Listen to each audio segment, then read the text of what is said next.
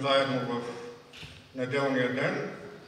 Благодаря на Даниел за представянето. 2010 година с научни анализи, с доста опорни точки, считам, че показах, че животът е зароден в гореща минерална вода. И на конгрес в САЩ казах пред колегите, също проведох дълъг разговор с професор Люк Монтание, не е само за раждане на живот, но носителя на живота, това е живата материя. Това се е случило при 3,5 милиарда години, или ако вземе една линия 35 см, 1 мм отговаря на 10 милиона години. В началото на 2012 си казах, това е много хубаво, любопитно, интересно, обаче как биофизиката да бъде по-полезна на хората? И имаше ключов момент, дали само наследствеността играе роля, информация от американската фундация X-Prize, или има други фактори и каква е тяхната роля. И през последните години изключително активно се занимавам с темата дълголетие. Имаме чисто семейна причина. Всичките ми баби и дядовци минаха 90 годишната възраст и някак си те в детските ми години оставяха чувството за вечност. И не бива да се счита, че самото дълголетие е поредица от някакви случайни фактори. Дълголетието не е поредица от случайни фактори и ще се постарая в моята презентация да покажа логиката на този баланс, в който живеят дълголетниците. Дълголетието не е някакво изтезание с гладолечение, с диети и всеки от нас има шанс да прескочи 90 годишната бариера в достатъчно добро здраве. Аз искам да попитам колко, за да видим дали има смисъл да покажа презентацията. Колко, ако са повече от 50%, показвам. Колко процента от вас желаят да преминат 90 годишната бариера здрави? Всички. Значи започваме. При това искам да благодаря. Ние организираме практически семинари в Чили, Съединените щати, Швейцария, Германия, естествено и България. Тук е менеджера на семинара в Цюрих, госпожа Лизелота Едер. Тя е главен редактор на журнал по психология и психогнозика. Лично аз изключително желая общуване с психолози, тъй като това е тънката граница на разумното същество и физическото тяло. Благодаря на колегата доцент Георги Гушчев, шеф на нашата група в БАН за активирани води. Доцент Георги Гушчев. И за прекрасната работа с екипа на Мира Добрева.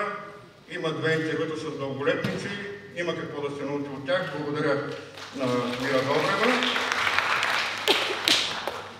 Всеки, значи изборите, всеки от нас на 2 месеца може да отдели необходимата седмица или няколко дни да бъде в зоната на дълголетието над 800 метра на морско ниво.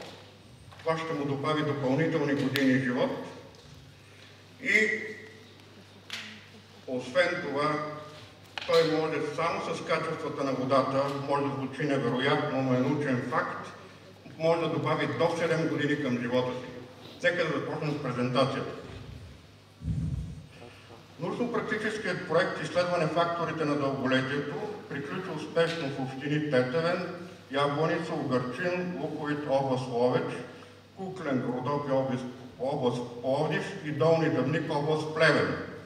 Проведоха се интервюта с 121 дълголетници и се получи информация от 294 техни брати и сестри, 726 родители и прародители. Изследвани са извори, които са оказани от дълголетници. Научните публикации се правят заедно с авторите ми доцент Олег Мосин, доцент Борислав Великтов, доктор Георг Тимински и инженер Енрико Бауер. Резултатите се представят в Световен възрастов и демографски форум Сан Гален, Швейцария и на конгреси и семинари в България, САЩ, Русия, Германия, Швейцария, Чили. Изследванията показват, че здравето и дълголетието основно са баланс между положителните фактори. Когато търсих ключа, бях в село Микрел, община Обърчин, при баба Неда. На 100 години тя ме разби. Копая си градинката, говори си, буквално каза мен, но ме разби. И аз толкова бях зашеметен, че като излезнах на улицата, викам, добре де, всъщност кое е дълголетието? И тогава прозрях, че наистина дълголетието е баланс, защото самото усещане с дълголетниците носи заряд, който ни кара да вярваме. Всъщност няма смисъл да се прави наука, която е суха, която не е приложена, а самата комуникация с тези хора. Аз препоръчвам след този форум всеки от вас да намери баба или дядо над 100 години да се срещне, мисля, че има какво да научите. Това са наследственост. Положителните фактори. Нормално телесно тегло, употреба на планинска изворна вода, качествена храна, медицинска профилактика, положителен психологически статус. Отрицателните фактори за дълголетие са наднормено тегло, тютюнопушене, нервно психическо напрежение. Лалка и Павел Цветанови са от моето родно място Тетевен.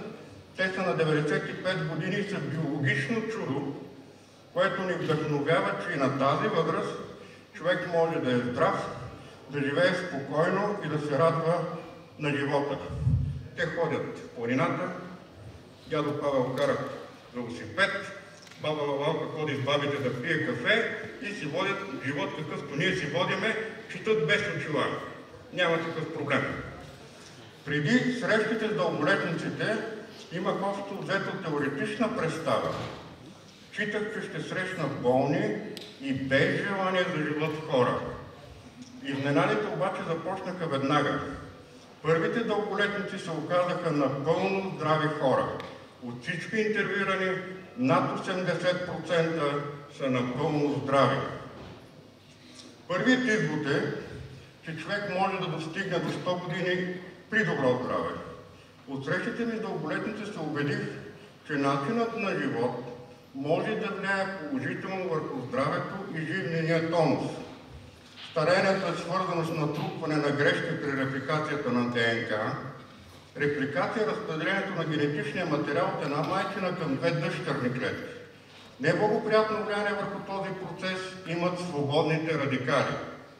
Известно е, че след 75-85 години клетките на човек имат много малка част от информацията за репликация на ДНК. С увеличаването на възрастта, грешките при репликация на ДНК се увеличават пъти по-бързо, експоненциално и в сравнение с младежките години. Това е графика на Орджал. Това е възможна зависимост между натрупани грешки при ДНК и смъртността от ракови заболявания. Вторият извод е, че положителното отношение към живота го удължава. Дълголетниците с висок жизнен тонус и позитивно отношение към живота. В нас, писание на Американската академия на науките, има резултати за влияние на нервно-психическото напрежение върху имунната система. Достатъчно ли е само да правим медитация и да се разхождаме да намалим стреса? Има тайни в биохимията на човека, които е необходимо да се знаят. От интервюираните дълголетници в настоящото време, 2/3 са жени и 1/3 са мъже. Анализ на резултатите показва, че сред родителите и прародителите на дълголетниците имат чувствително по-голям брой мъже и съотношението е приблизително равно между мъже и жени. Този факт доста ме впечатли при самите интервюта. Всички столетници през целия си живот са били с нормално тегло. Няма шанс. Значи, човек да не затрудни своето здраве, ако има наднормално тегло, а възможностите вече са много, да го редуцираме. Има научни доказателства в тази посока, че организмът при нормално тегло навлиза в енергоспестяващ режим. Достатъчно ли е само храната да се коригира теглото? Храната е само част от този процес. Всички дълголетници са били с нормално тегло през целия си живот. Научни изследвания показват, че намалените дози на цинк са индикатор за възпалителни заболявания и остаряване. Употребата на пробиотици влияе благоприятно върху здравето. Българското кисело мляко е храна за дълголетници. Пробиотици са живи микробни хранителни добавки, които влияят полезно и благотворно за човека, подобрявайки и оздравявайки вътрешния микробен баланс. Самото българско кисело мляко има пробиотичен ефект. Някои казват да, но даденият столетник има добра наследственост. Това е така. Но при изследването на 121 дълголетника се оказа, че този процент не е толкова голям. Хората, които са наследствени дълголетници, са около 40%. Значи изследвания на професор Бърга или професор Ли 2012 също показват, че наследствеността е фактор, но човек може да продължи своя живот достатъчно дълго време. Контролната група са братята и сестрите на дълголетниците. Еднаква наследственост, но различен начин на живот с фактори, които не са полезни за здравето. Средната разлика между продължителността на живота на дълголетниците и техните брати и сестри, планинските райони, в общините, в които е приключил проектът, е 5,8 години, а в полските райони 4,2. Интервютата с дълголетниците ни кара много да се замислим за ценностите на живота, защото за всеки от нас той е един единствен. Хуманно е да се помогне на много хора да преосмислят своя живот. Човек трудно излиза от състоянието на инерция, от зоната на комфорт с създадените за него удобства. Но удобствата често пъти влошават самото здраве. Тютюнопушенето не е път към дълголетието. Само 3 от 121 дълголетници са пушили няколко години. Тютюнопушенето е една от причините за увеличаване на свободните радикали и от тук на раковите заболявания. Ракът е антипод на дълголетие, т.е. повече грешки в ДНК. Злокачествените тумори се получават при натрупване на грешки при репликацията на ДНК, а при дълголетието грешките се натрупват много по-бавно. Как да преодолеем трудно съвместими фактори за дълголетие? Ето тук е една от големите тайни. Даваме примери за столетници от планините, обаче ние живеем в съвременния свят. Те обаче нямат бърз достъп до медицински услуги и с години не си правят изследвания. Ранната медицинска профилактика е един от ключовите фактори за дълголетие. Ето данни в тази посока от Националния статистически институт в България. В България средната продължителност на живота от 35 до 39 година е била 51,75 години, а от 2008 до 2010 е била 73,6 години. Какво влияние има чистата планинска вода и чистия въздух?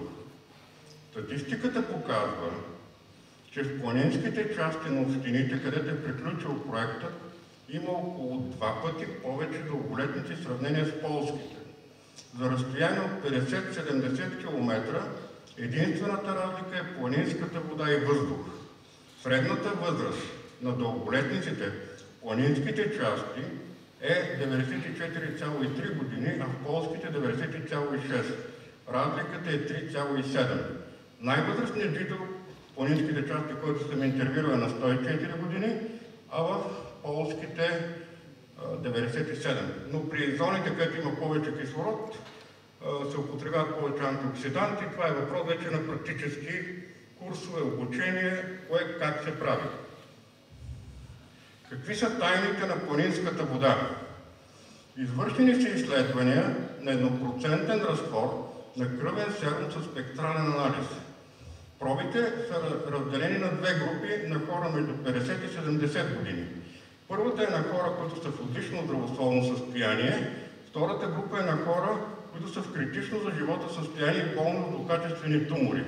Като биофизичен параметър се изследва средната енергия на водородните връзки между водни молекули в кръвния серум. При първата група е получен резултат 9,1 милиелектронволта, а при втората 1,6. Има статистическо различие между двете групи резултати по те критерия на Стюдент на ниво P по-малко от 0,5. Човешкото тяло се състои от около 50% вода. Много източници пише 75. 75 е когато се раждаме като бебета.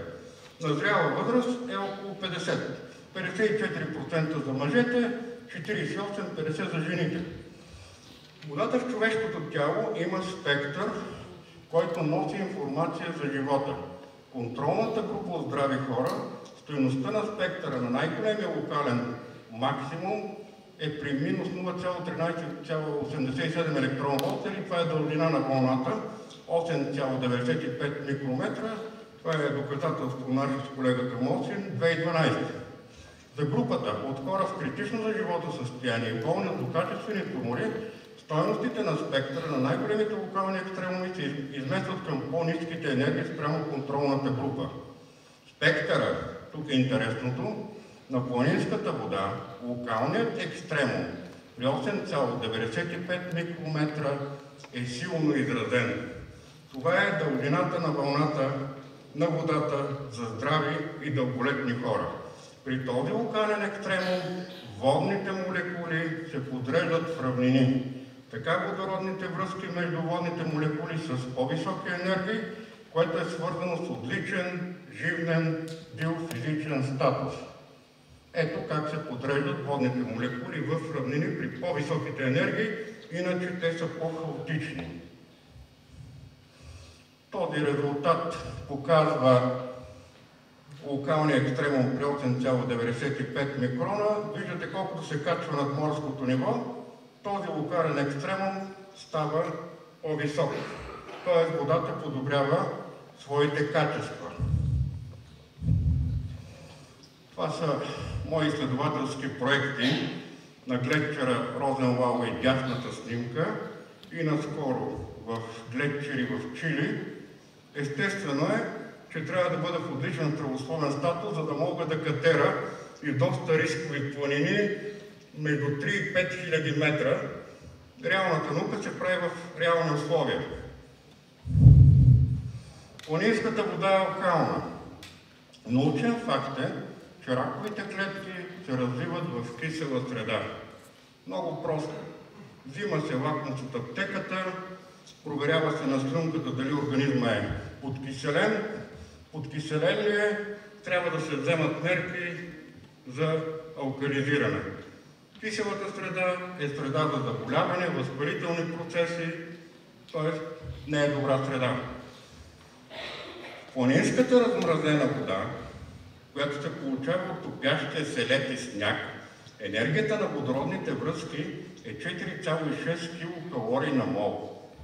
А в течната фаза, т.е. като вода, 1,3 килокалории на мол. При топенето на леда, енергията от твърдата към течната фаза на водата навлиза в човешкото тяло.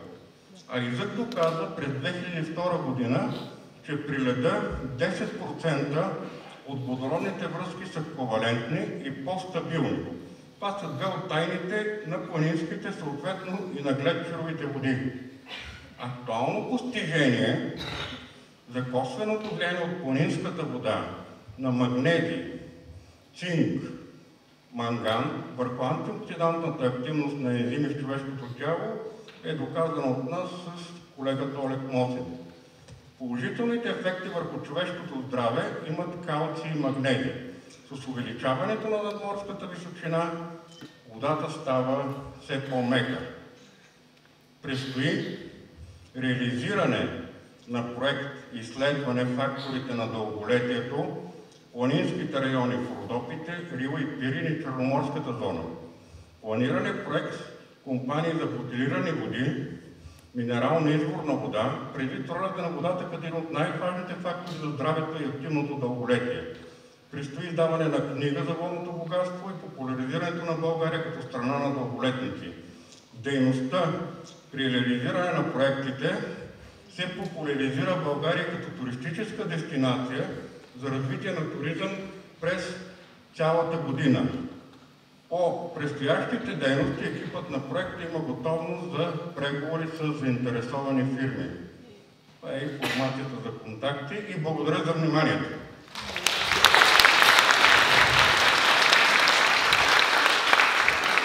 Просто казано, в момента се чувствам много по-здрав, по-живнен, благодарение на методите, които се прилагат, отколкото преди 10 години. Тоест на 53 години може да се каже, че съм отчасти върнал биологичното време. Благодаря ви.